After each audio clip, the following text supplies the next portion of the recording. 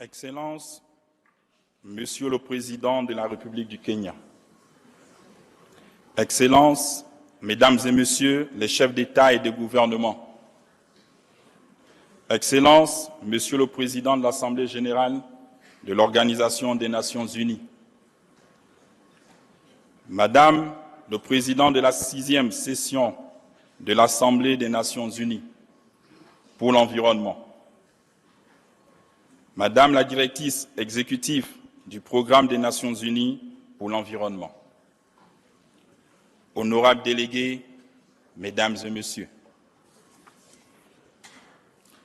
en prenant la parole devant cette auguste assemblée, je faillirais si je ne m'acquittais de l'agréable devoir d'exprimer ma gratitude à son Excellence, le Président Dr William Ruto, dont je loue la vision politique ainsi que l'engagement dans cette quête commune d'une meilleure humanité.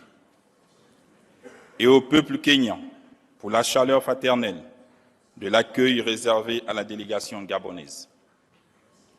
Excellences, Mesdames et Messieurs, l'humanité fait face à une triple crise environnementale à laquelle nous devons apporter des réponses fortes et collectives.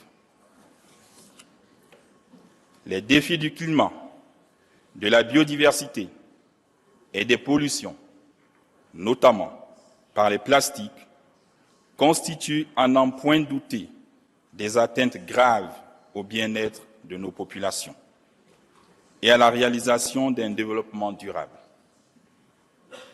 Il me plaît donc d'indiquer ici, pour confirmer l'engagement de mon pays, le Gabon, que le gouvernement a adopté une ordonnance relative à la lutte contre les pollutions par les plastiques à usage unique, dont l'incidence est particulièrement dramatique pour les sols, les océans et les climats.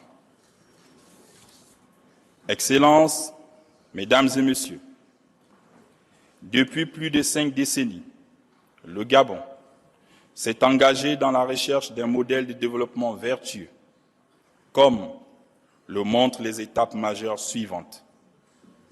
La création d'un ministère de l'Environnement au sorti de la Conférence des Nations unies sur l'environnement de 1972. L'adoption, en 1993, de la première loi sur la protection de l'environnement, un an après la conférence de la Terre de Rio de Janeiro, en 1992.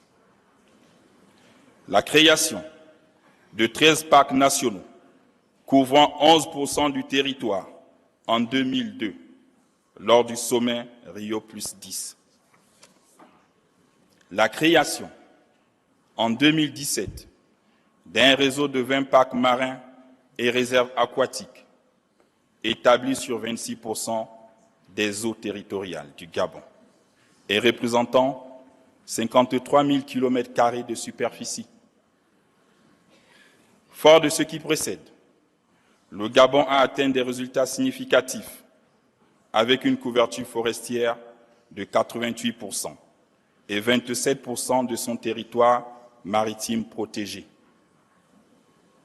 À cela, on peut ajouter un bilan carbone de plus de 100 millions de tonnes nettes de CO2 séquestrées chaque année et la plus importante population d'éléphants des forêts d'Afrique. À propos des éléphants, l'État gabonais en assure la protection absolue depuis des décennies et continuera de le faire. Il n'en reste pas moins vrai que les éléphants constituent aujourd'hui un réel problème socio-économique, sociopolitique et économique dans mon pays, en tant que principal acteur du conflit homme-faune. En effet, au cours de l'année 2023, nous avons déploré d'énormes dégâts dans les cultures des paysans et surtout une demi-douzaine de pertes de vies humaines. Ces drames impose un coût social, politique et économique élevé à l'État gabonais.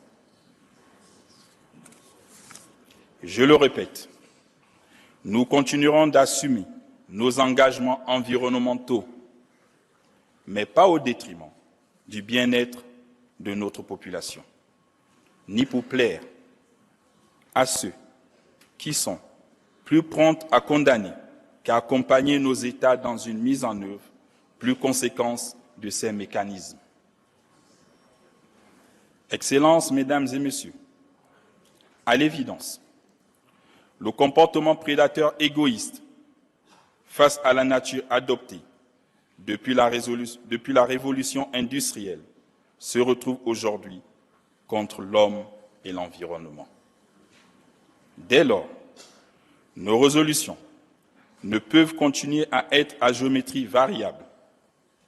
Il ne s'agit plus de laisser les uns protéger leur confort, tout en demandant aux autres de sacrifier leurs rêves.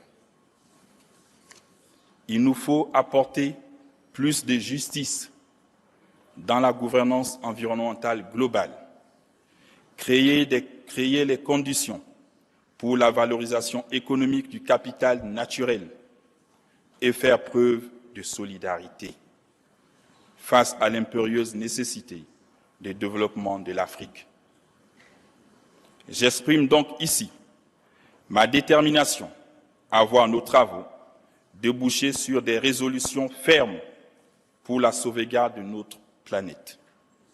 C'est pourquoi je voudrais saisir cette occasion pour lancer un appel à une action mondiale plus juste face à ces trois crises.